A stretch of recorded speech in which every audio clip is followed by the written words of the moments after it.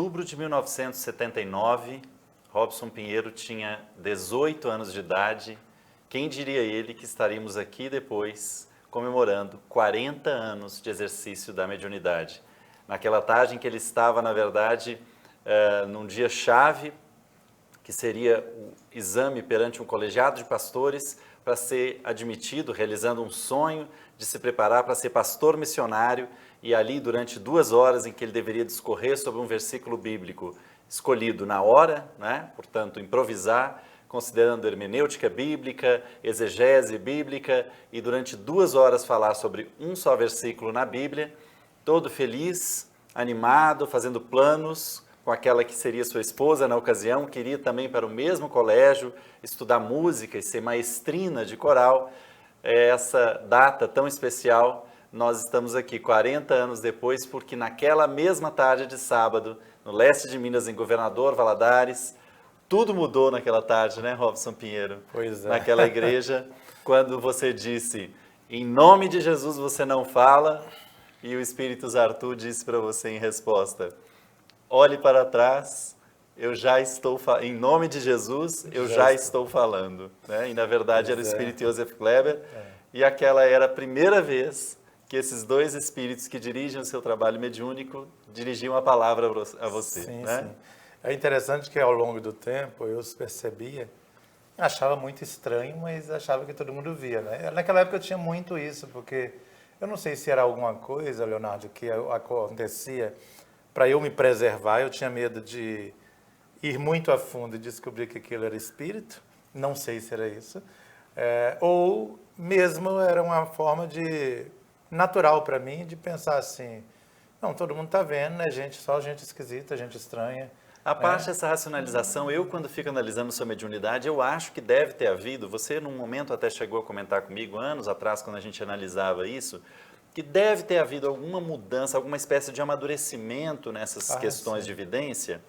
Eu digo da própria, uma coisa mais de hardware que eu quero falar, assim, uma coisa mais da máquina amadurecer, porque você, eu acho que mesmo quando já tinha pleno conhecimento dos fatos da doutrina espírita e aqui o espiritismo se dedica a estudar, você continuava cometendo essa confusão, tal como está relatado no início do livro Canção da Esperança, né? Sim, que é o primeiro livro psicografado, Frank, e você com o Franklin, o autor espiritual do livro, você encontrava com ele no centro da cidade e juraria de pé junto que era um encarnado. E conversava como encarnado. E de uns bons anos para cá, já essa confusão cessou. Você não...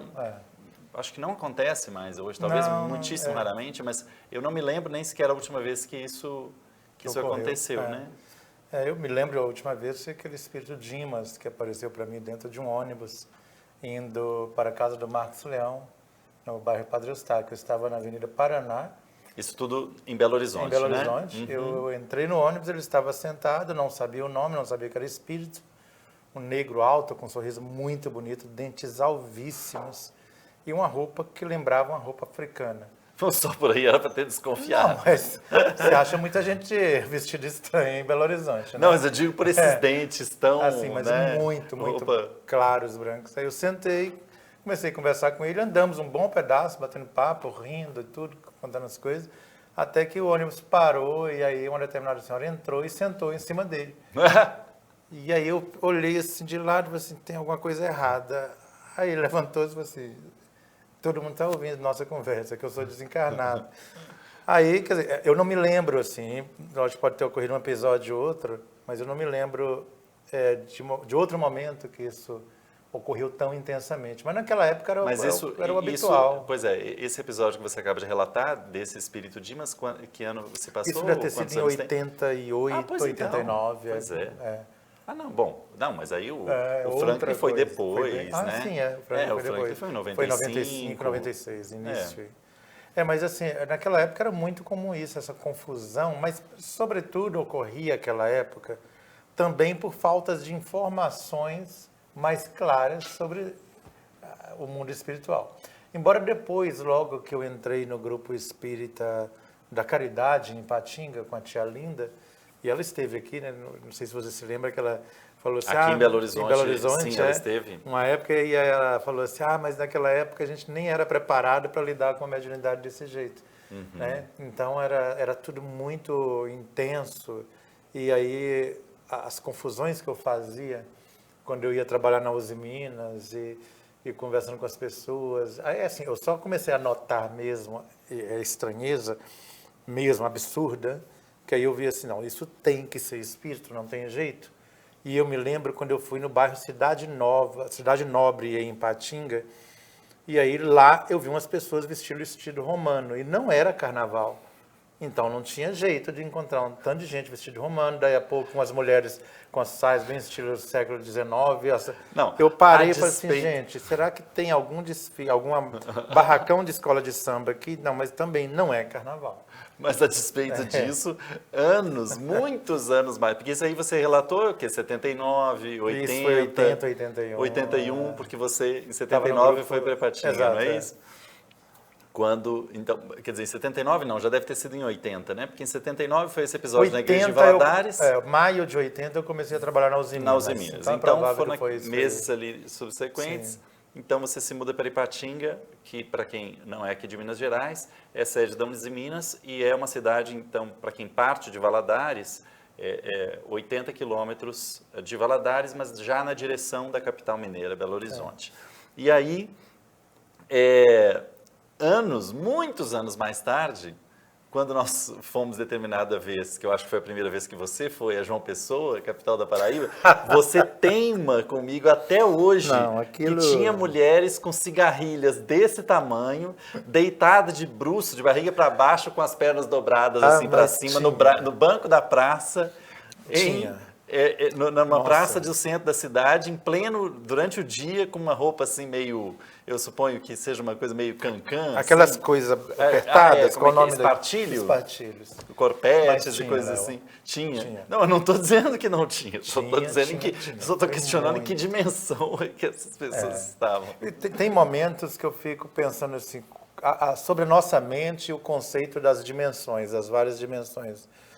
É muito complicado a pessoa que é o epicentro do fenômeno, ele identificar em que momento ele está na terceira dimensão, que momento que a mente dele está transitando entre uma dimensão e outra, para ele conseguir ainda distinguir uma coisa da outra, né? É muito difícil. Graças a Deus, porque hoje não é com essa frequência que foi aquela época a qual você se referiu. Eu me lembro perfeitamente que por volta de 85, pouco antes de conhecer Chico Xavier, que eu conheci Chico em outubro de 85, numa caravana que foi de Ipatinga para Uberaba. Um pouco antes, eu estava tão agitado com essa coisa de ver e ver, e as pessoas falando comigo, fica calado, você não os outros não estão vendo, mas como eu vou saber que os outros não estão vendo?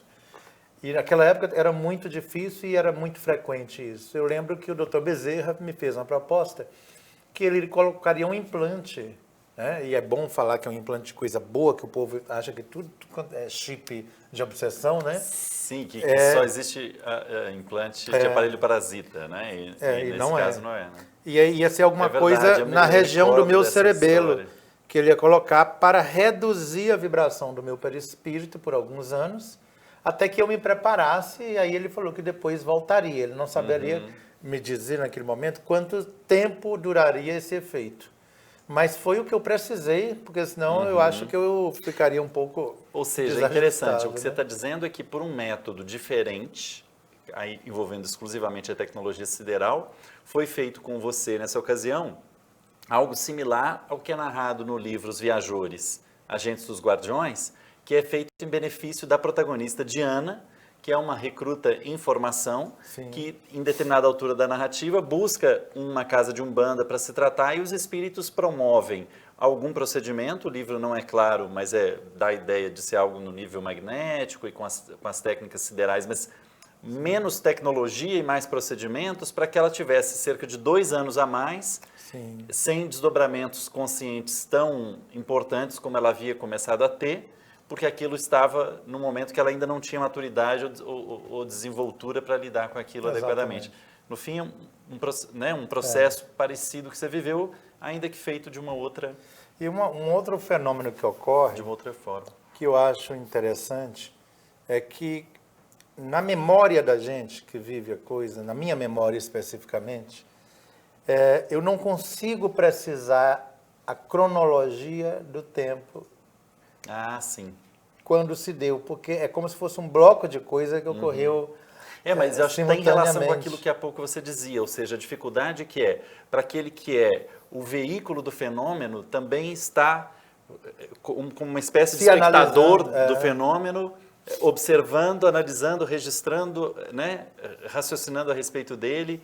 É um pouco. Aliás, é um dos grandes méritos de Ivone do Amaral Pereira, né, que ela conseguiu, talvez como poucos ou pouquíssimos, ter essa possibilidade, sobretudo naqueles livros autobiográficos dela, a gente nota uma capacidade dela relatar o fenômeno que vivia e fazer uma análise sobre eles também impressionante, né? Mas aí isso produz um incômodo interno. Né? Eu fico meio incomodado. Hoje eu já tenho uma forma de agir que você vai amadurecendo e vai aprendendo jeitos de agir. Quando eu não sei distinguir se é encarnado ou desencarnado, eu desconfio apenas, eu não fico fixando o espírito, não direto na frente dos outros, né?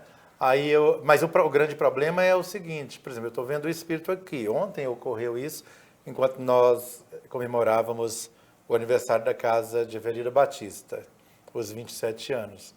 Então, eu via o espírito aqui, mas eu não queria focar. Aí eu viro de lado.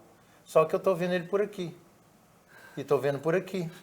Então não basta, ou não precisa olhar. Só que na hora que está ocorrendo, aí é uma coisa muito estranha. Você julga que está vendo com os olhos físicos. Porque a impressão do corpo físico é muito intensa. O corpo físico é muito intensa. O cérebro exerce uma ação muito forte. Mas essa deve ter sido uma das possibilidades que você descobriu para detectar, bom, então é desencarnado, não é possível que não seja. Porque aí eu viro um pouquinho assim e tudo, eu estou percebendo ainda o cara que está aqui, então ninguém está percebendo.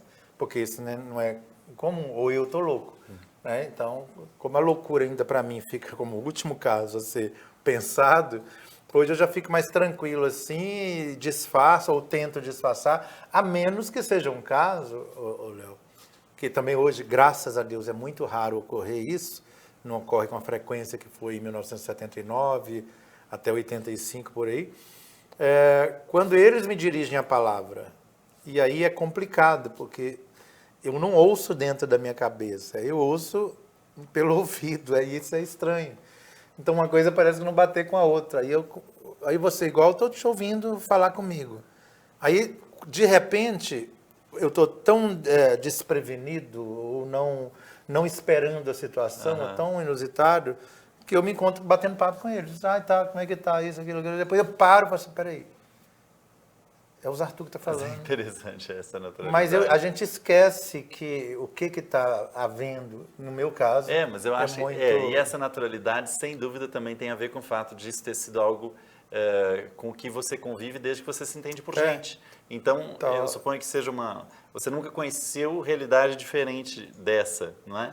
É diferente de médiums. Disso. Claro, é completamente diferente de médiums, como no meu completamente modesto assim, exercício mediúnico, que é uma coisa que foi surgindo muito paulatinamente, já quando eu estava no início da idade adulta, já dentro da casa espírita, é completamente diferente, quer dizer, porque eu tenho uma referência, não é?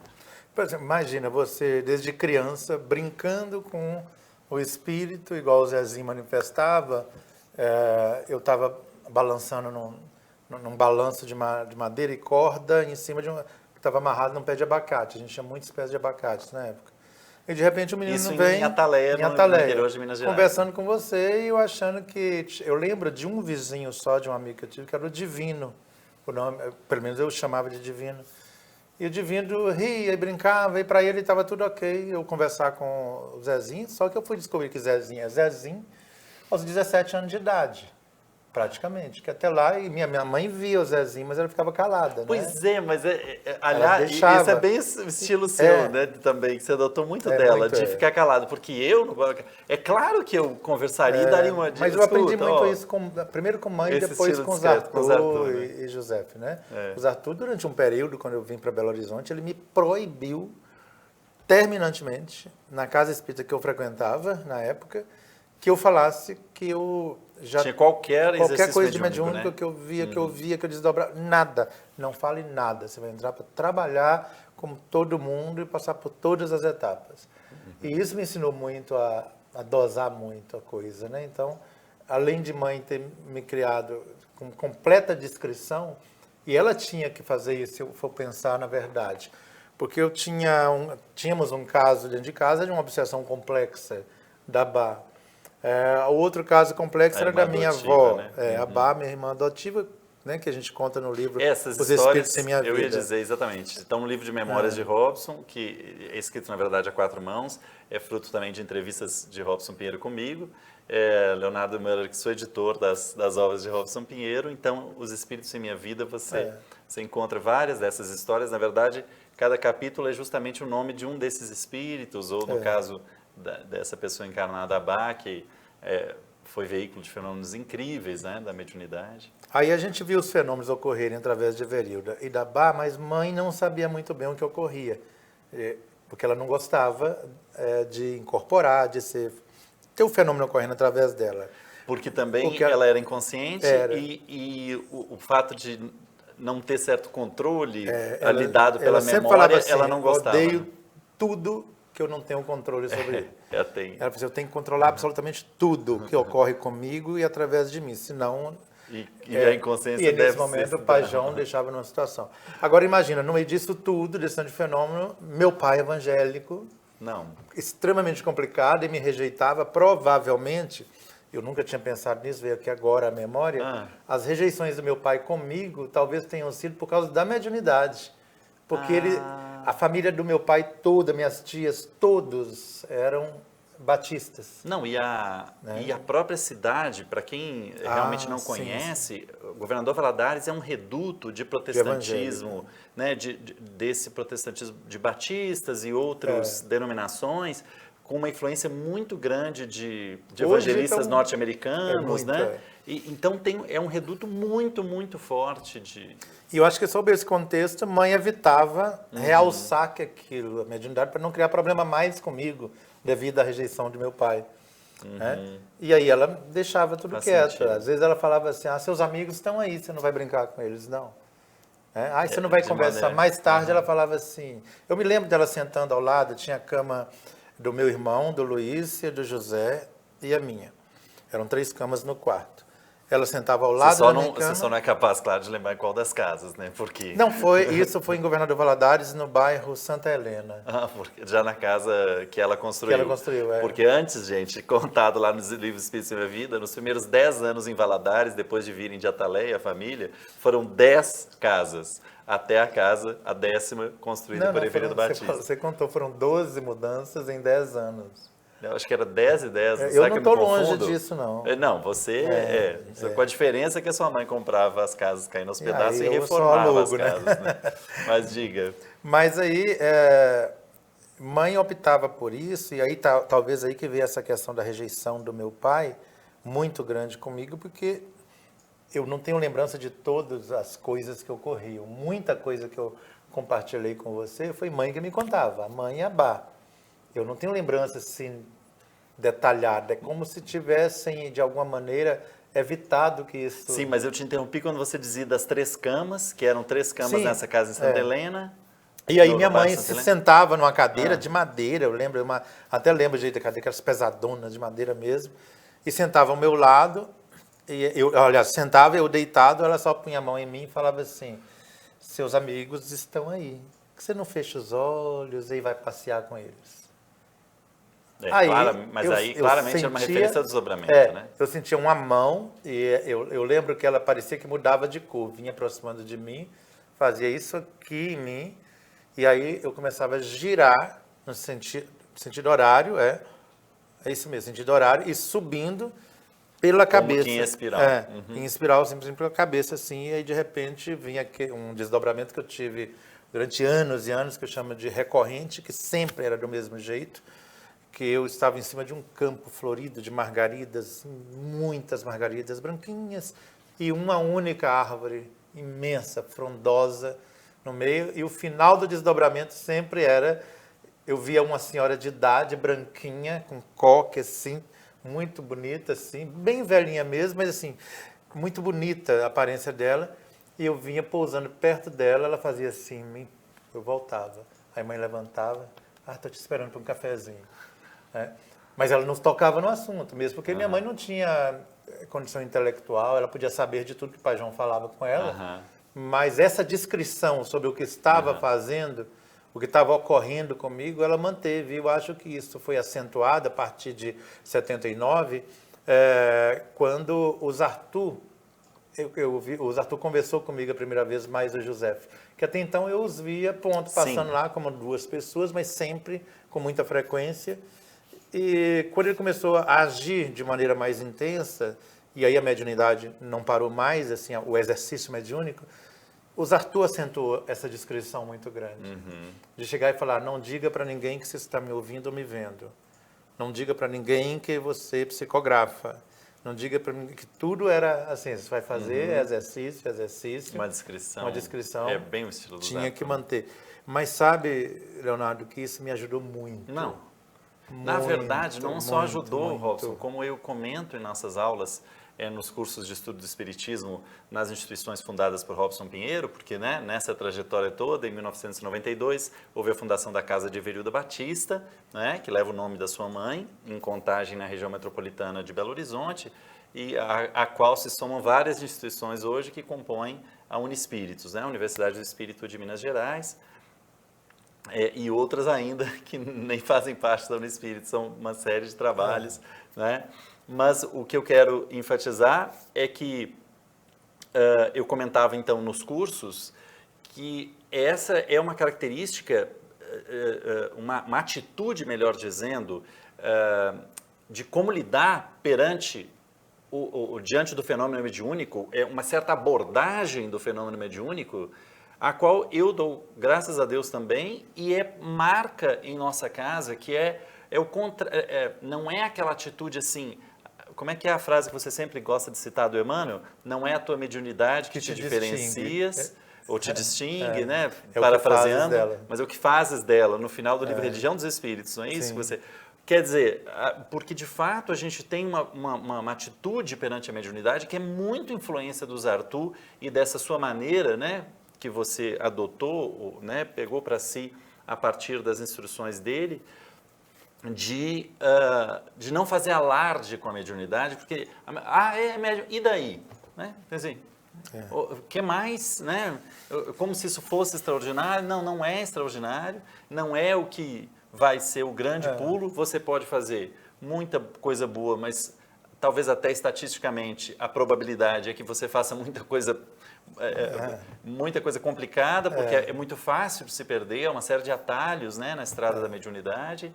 Então é muito interessante isso. E é bom também, as Arthur exercem uma influência, e hoje, complementando com a presença de Ângelo Inácio, a partir de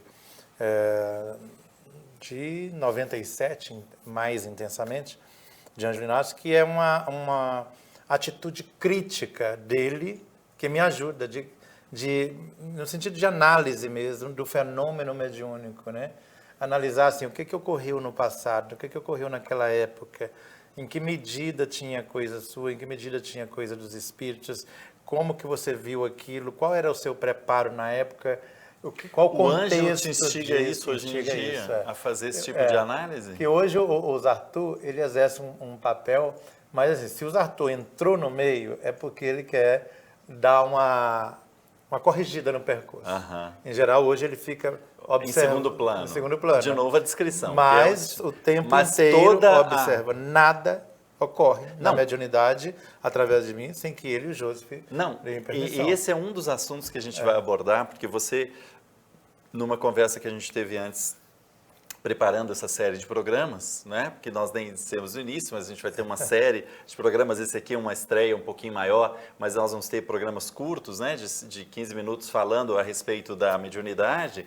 Uma das coisas que você me revelou, me deu exatamente essa noção de que mais coisa se deve aos Arthur ainda do que eu mesmo imaginava. Eu que sou editor dos livros e conheço o seu trabalho desde 97 e desde 99 comecei o trabalho editorial profissionalmente, mas enfim, já tem alguns aninhos também, né? 20 e poucos anos dessa trajetória. E nem eu me dava conta de algumas coisas que você comentou, da influência e de como é reflexo dos Arthur uma série de atitudes. E a tal ponto que muitas vezes ele fala assim, não deixe que percebam que sou eu.